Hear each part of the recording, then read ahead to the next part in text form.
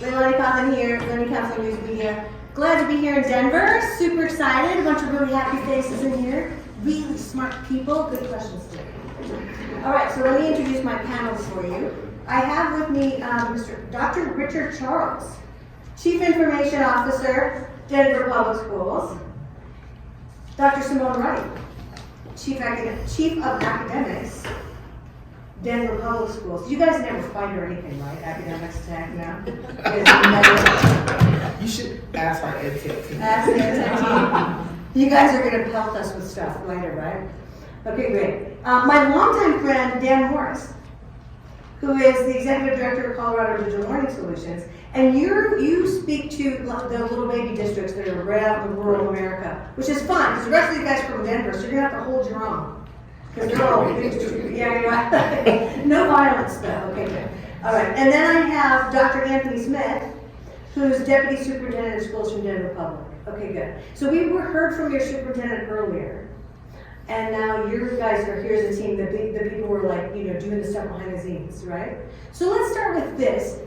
We talked a lot today about AI versus human intelligence, and there's a lot swirling around. But let's just start with what you're doing, what you're thinking with AI, and sort of what you might think is the directionality of it. So take any one of those three things. Did we all hear that? You got all that? I don't say it good because I don't even know what I said. Okay, good. So, Dr. Richard Charles, your opinion on those things. Yeah, so we are really engaging at the forefront of the AI realm. Early on, we participated in the creation of some guidance documents with the Council of Great City Schools and the Council of School Networks, along with AWS, on some guidance with school districts nationwide. And so DPS had representation on that committee. And then we have a number of areas in instruction that Dr. Wright is going to speak about, as well as Dr. Smith, along with many operational pieces that we're embarking on around the use of AI. Globally, in my opinion, I think that we're just at the early stages of this wonderful technology. There still are some serious concerns. My background is in applied mathematics, bachelor's, master's, and PhD. So you could read all those algorithms that we were showing earlier. Yes, I've coded a number of those algorithms. Wow. But also know the caution associated with it, right? So ways to, I spent some time doing penetration testing to see how we can really protect our students, and so that's been at the core of our discussion. Brilliant. I'll turn it over to Dr. Yeah, I think your question is, what are you thinking, what are you doing? Yeah. I mean, my perspective is I think DPS started by building the infrastructure around policy. Because at the end of the day, we have to protect our students, we have to protect our staff, we have to protect our families, right? And I think that is very different than how a lot of other large systems approach using AI. Last year I was a Google GSV fellow, and we all had like a transformational opportunity. And we started off with like, okay, like what does this mean for our instructional framework, and how do we help teachers be better teachers? And we had to like pull back and say, wait, how do we make sure people are safe, informed, educated? As Dr. Charles said, we're dealing with a tool that is ever evolving, right? I think personally what I think is that if used well, I think it could transform the educator workforce. Yeah. I think that there are things that we've normed as good teaching and good practice. But when you think about time, it takes a lot of time to do it. Mm-hmm. And I think I was sort of, I was kind of on the periphery. Like I was engaging enough because I feel like I should engage. And I let this great ed tech team that's here today sort of like just keep me out of trouble. But we were doing a small pilot with a company called Course Mojo, and their focus is on essentially using AI to give kids feedback in literacy instruction. And when I saw it, I was like, wait, the teacher has real-time feedback about whether the kid can access the text and knows who to go talk to. And if I'm coaching the teacher, I can now go up to the teacher and say, you should check in with that kid. And at that moment, I said, wait, like, if we could figure out how to scale this, like, all kids would actually learn. So I just think there's an opportunity to do the things that we've normed is good teaching really well at scale, if thoughtful about how to approach it and be clear about what we need to solve for. I love that you said that. Before we go on to you, Dan, I love that you said that because what you basically said is that you've architected in your mind a way to narrow the utility of it as applied in education. And I think that that's absolutely necessary. The Wild West of it, as a chatbot, scares me a little bit. Yeah. The narrowness applied, the intentionality you're talking about, brilliant. Love it. Everybody loves it. That's great. Go ahead. Go ahead. Yeah, go ahead. Well, I'm Dan Morris, and I work with Colorado Digital Learning Solutions, and as I said, I work mostly with small rural districts. Now, I will like to say I'm up here with Denver, and I represent the same number of students. It's only 150 schools. Spread out. So, something to keep in mind. We were asked to talk about AI with small rural districts. They don't have the same infrastructure. To be honest, the number of districts I was working with do not have as many ed tech staff as Denver does, and we know that because of the size, and we understand that. That's a reality we deal with. But where we started was with the teacher. One of the lessons that I've learned is start at the beginning. And so we sat down and we said, what do teachers know and understand about AI? What do they want to know about? What are their greatest fears? We dug in there. And then we've been concentrating with a series of trainings, and I hate to call them trainings because AI is changing so fast, I'm not sure we're being trained on any specific item. Right. But the understanding of AI is something that we've been focusing on at the personal productivity level. I am convinced that teachers who are going to implement it in the classroom have to understand it as a personal tool. Administrators the same way. And so we have avoided having the conversation of using AI in the classroom with kids. We've actually suggested small pilots, play around with it. Don't try to implement it. Now, again, when we're talking about a school district with 50 kids, it's a different type of implementation. But that's where our emphasis has been. And we've done a survey, and we're finding out that generally 50% of the teachers and administrators we talk to feel they're not ready, they don't understand it, there's some fear, and there's some uneasiness. So that's where we've been focusing our effort right now. What did you think about what Dr. Wright said in terms of her challenging it so far? Well, I think she's right on for a larger district, in all honesty, where you have to go. I mean, we've been at the same panel a number of times now. And it's a total different view of the world, I think, based on the size of the district we're dealing with, and we have to recognize that. Yeah. Now, I also think that the challenge that we've had at the teacher level is the same challenge that Denver faces in many ways, okay? You're dealing with infrastructure, you're dealing with implementation, you're dealing with cybersecurity and everything else. Small rural districts, those are tough topics. They don't have any people to deal with that. But I think when you get into the classroom in Denver, you're going to experience the same thing that we're seeing at that personal level, the readiness of teachers to do it and understand. Okay. All right. Yeah, I agree with everything they said. I think from the perspective that I said,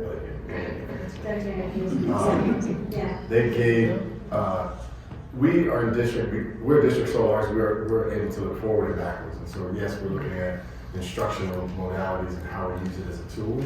I think also we have an obligation to truly inform and demystify AI for our community and our parents. Even in the short part of this presentation, we get to this place of dystopian future where we're enslaved and now everybody's running around with Terminator. And to the lay person, like It could happen, it could happen. that's the media's perspective, and it's what we're being told. And so how do we educate our families and our communities on the benefit of AI? How do we learn AI for ourselves as a tool from the training platforms to teachers that you referred to? And also, how do we use it as a tool as ourselves so we can have some resemblance of parity, and we understand this. Yeah. And then I think from the perspective that we sit, we came across the AI conversation 3 years ago at ASU GSB, and we were already 2 years behind the curve. And we quickly decided we needed perspective, and Dr. Charles started on that perspective, and Dr. Wright and myself, and we're still 3 years behind. And so it changes so fast that we don't know what we don't know, and how do we create partnerships and learn collectively from one another, but also keeping in check, again, this dystopian future where we are going to be eliminated and people aren't as valued as they were. Because I think in the presentation and the parts that I caught, at the core, we're still a people business. Yes. We have to engage individuals. Yeah. Kids are people. If machine learning was the way, my kids would be way different. And then, we have to account for those items. Can I also add Yes, a please. couple of really good points that Dr. Smith just brought up? That dystopian future is not as the Terminator, right? There's a great book called Life 3.0 by Max Tegmark. I would encourage you all to read it. He said Life 3.0. Yeah. Max Tegmark. Yeah, he's a MIT professor. And he talks about the subtle nuances of what that overtaking of human race would look like, right? It's more subtle. It is anchored in data. So the use of your data will define a whole lot of how we live our lives. Yeah, we call it transhumanism, post-humanity. Yeah, I haven't read him yet, but that sounds very interesting. I agree with you. Yeah, and there are companies now that are looking at, for deceased folks who were on social media, selling the profile of those individuals to create a large language model for customers. So when you're talking about data truly being king, then data privacy becomes the next big conversation. So it's going to be important for us to continue to put that forward as an approach as we do all of the creative things around AI. Yeah, and I agree with you, and I think that when Dr. Smith, when you talk about feeling behind the curve, imagine our penalties. When we're talking about people's privacy, people's rights with regard to their own data and their own, singular humanity, we're way behind legislatively. And I did some work with California State Legislature years ago.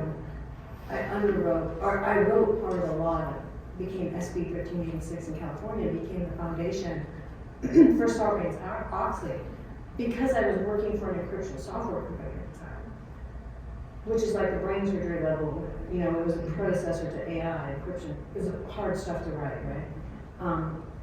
But even then, just talking to the lawyers for the legislature back then, they knew nothing. Literally, they took everything I said and just wrote it down. It became law. I'm worried right now that we are not doing that enough at the government level, but I know it's not you guys' purview. I want to know really next about the joy of elevating our human side like you were just talking about. Because I 100% agree. The celebration of humanity is the instantaneous thing we can do. The creation of community, love, I'm so glad you're human, blah, blah, blah, blah. The enjoyment of that, the meltingness, the melting potness, I feel is more almost there. If we're doing that, it's almost an instant pushback to AI, right? It's instantly saying, let's just do this for right now and we'll figure out the rest. So can we go back this way this time and have you go first? Tell me what you think about what I just said. Your brand is human. Yeah, I'm contrarian by nature, so I have to work. Oh, okay, go ahead. Go ahead with that stuff. I don't know. What you just said made me think about children. My What? children and digital natives, and they grew up with devices in their hands. And now the components of AI that allow them to not be human because AI has chat features and will hold conversations with you. AI can produce humanistic images. AI can replicate voices. AI can do all the things that a human would do. And so how do we push back from something that's supplementing humanity? And so as we celebrate humanity and we try to be more human, understanding that generations coming after us are digital natives, and they're, to the extent of this next generation, will be AI natives. They will never know a world without AI, without a companion, without something close to you that can be your individual, which would lose the opportunity to interact. And so I think it's a both and in the context of how we embrace AI as a tool, which humans have always done, and used it to further society, versus where we see, and I'm going to reference my own children, the idea that they walk around like this. Well, we all do, right? Right? Everybody's so connected. It just so happens that this is another platform for your connection to be seamless and for you to be more entrenched. And so how do we then perpetuate the elements of school and schooling so that human interaction becomes still paramount to the experience? Because again, I think about, many of us know like the pieces that come out about AI, who's gotten the ransom scare or the call about, we've kidnapped your wife. I got this call. We kidnapped your wife and they said her name and they replicated her voice. All AI. No. Well, I freaked out. Of course. And that was AI. That was somebody with a computer and a little bit of time. Now imagine what we can do on the negative and the positive. And so how we teach, how we instruct, how we still keep the humanity and the aspects of right and wrong at the center of what we do. Because again, I have conversations with my AI, and it's agnostic. It doesn't care. But it is a good companion that I can bounce a lot of ideas off of. Yeah, but it's not really being connected. I almost want to say that everything that you're saying, what popped into my mind, is that as this has risen and people's attention's been sucked in here, and they're feeling connected, and they're feeling fed a lot of data, they're almost simultaneously being stripped of polite choice and their own sort of humanity, like the thinkingness, the feeling like love and connectedness. You know, it's almost like a coincident stripping of. That's what I mean by being more human. I almost feel like, yes, AI is coming and technology's been coming in for a really long time. Are we teaching how to be human? When we didn't used to have to. Does that make sense? There's things we didn't used to have to teach that now we're going to have to teach. Or does human look different? Ah, too smart for me, I'm out. Like, that was the best. That was like a mic drop. Was that like not a mic drop? That was a mic drop. Yeah, mic drop. All right, Dan, you're next. Well, what makes me think about it, and I'm going to tell a story, because what I think about when we talk about being human and where it is right now, it's obviously here in a way that we've never anticipated. I was out at Swink, Colorado not too long ago. Everyone knows where Swink is. Mm-hmm. Oh, yeah. Give a dog. And we were having a discussion about AI. We're having this discussion about human, how we use it, you know, with fear and everything. And I asked the question. I said, "So how are you using AI?" Just, you know. And one teacher raised her hand and said, "Well, I'm not using it, but my 8th grade son is." I said, "Really?" I said, "Have you taught him?" "No, I haven't taught him. I don't know where he got it." So what he did is and this goes to being personalized in a way that a student understands it, and I think does it in a way that's really meaningful. Mm-hmm. He created a study guide based on the lessons that he heard from his teacher, his PowerPoint presentation the teacher gave him. He put in a couple tests, didn't do well on them, but he fed it in there. And he did a little research, found a couple things, he fed it in. And created a study guide, it created a FAQ, it created a set of questions that he could study, and then it created a podcast based on what he put in, and he listened to it for a week while he played basketball, and he aced the test. Holy cow. Now, Yeah, go by how we've done things before. yeah, and so when you talk about personalization, it's going to take it to a whole nother level. And I've been teaching a while. You know, they told me to personalize my math classroom. I had 42 kids and I just laughed. Okay? It's real here. Yeah. And it's going to be very meaningful to a lot of students who understand that personalization and what their own need is. Yeah. And they're going to be way ahead of us and already are. Okay, we got two more people. We got a comment. Thank you, Dan. That was awesome. I want to say about a bunch of stuff, but I got to shut up now and have Simone go. I think I want to challenge this idea that we've never had to teach children to be human. Like, I have a chemistry degree. I taught high school chemistry. No. The chemistry was not the issue. Teaching them how to work together in a productive manner so they could learn was what was actually hard. So I think I just want to challenge that idea that Wait a second, wasn't that like causing them to be more human, to work together? But my point is, I still as a teacher had to have structures and routines. I had to teach them those structures and routines so that they could be successful students. So I think I want to just challenge this idea that AI is going to remove the humanization element from learning. Like I think it's going to go higher. Is what I'm yeah, saying. Yeah. but I think that was sort of like being alluded to, right? Yeah. Like, I think the other thing I just want to name is, I think the sort of trap or the pitfall is to not be clear about what you're solving for. So I think from the instructional lens, we've been clear that we want to solve for increasing efficacy and efficiency through teacher knowledge and skill. Yes. Like anything we're using AI for should support like the quality of implementation of high quality instructional materials, Yes. right? Yes. We've been clear that from the student lens, if we're preparing kids for jobs that they don't yet know about, they have to be essentially technology literate. Yeah. And I think the other thing that I would just like add is the feedback we've gotten from students and teachers are they almost feel reinvested.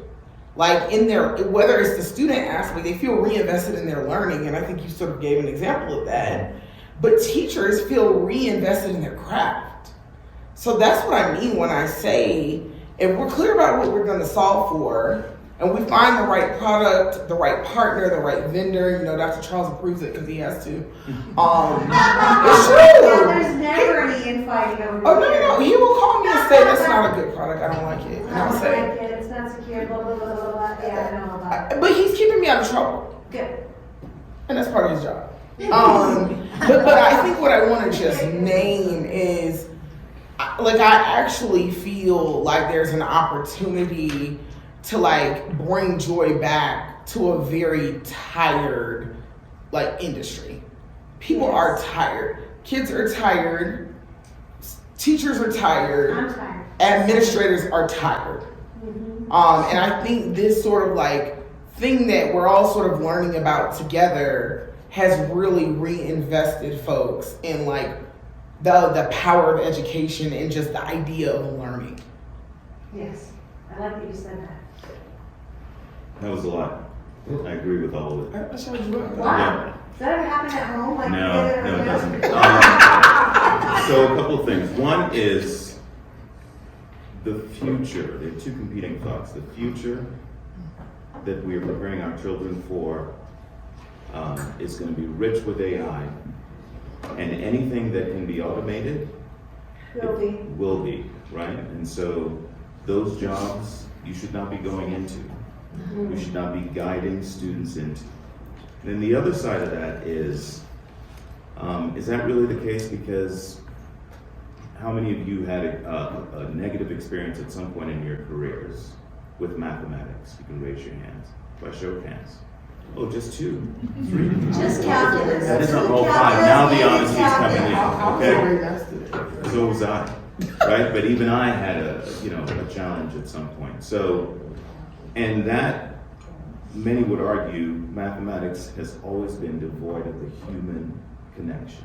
It shouldn't be. And it should never have been, right? So the way that we have taught mathematics, where it was automated with a routine that you have to, or an algorithm that you have to implement, does not make you learn anything more deeply.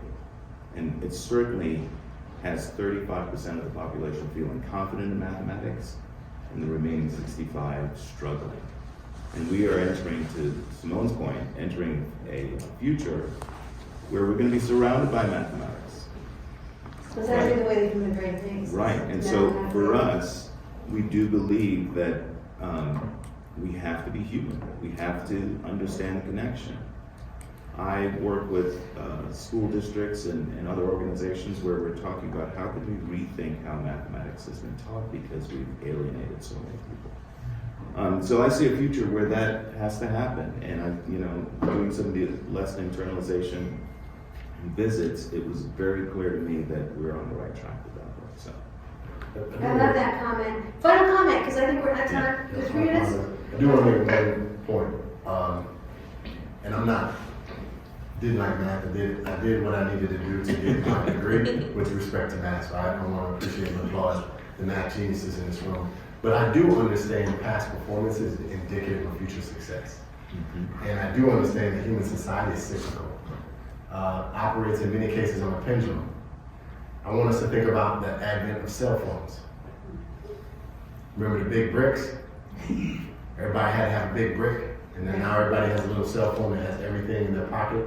And at the midst of it, in the median of it, you would say, this is a tool that's going to revolutionize society. That we're going to have a computer at the tip of our fingers that can do anything. It's going to solve the world's issues, circa 1999, 2000, 2001, 2002, and now we're trying to pass legislation that bans cell phones in school. So, while I appreciate the tool, I think again the human element and the aspect of being human is understanding how to break patterns, how to understand and get ourselves in a disciplined space to use things in a way that's beneficial to us. My deepest fear is what happened with the iTouch. Remember Apple? Apple came out with the first version of the cell phone and it was an iTouch, and everybody went to the iTouch conferences and they bought you fancy dinners and they told you about the tool, and now every storage room has about 250 iTouches somewhere that we haven't used. And so is AI something that is passing us by without us truly grasping, because humans are lazy by nature, with a herd mentality, and this herd understands it, other herds don't. And so how do we break that mentality to ensure that it becomes a useful and elegant tool that drives society versus in rooms talking about it in isolation? That's the part that's really intriguing to me. Because Very intriguing. to his I'm gonna point- scream and yell. That's how I'm gonna get attention. That's what I'm doing. I'm going to add though, We one gotta point wrap here. this up. We have- We gotta wrap this up. This is an ongoing conversation that in 1975, a young math teacher introduced the braking technology in Columbine High School. It was a 4-function calculator. It's the same conversation that we're having now, and it's ongoing. You're marking your age. Okay, final word. Final favorite word, joy. I like the word balance. What's your final favorite word? Quantum. Quantum. Final favorite word, Dan? Opportunities. Okay, good. Did you like the joy word? No, mine is thoughtful. There you go. Final favorite word? Optimistic. Love it. How do we like this? Let's give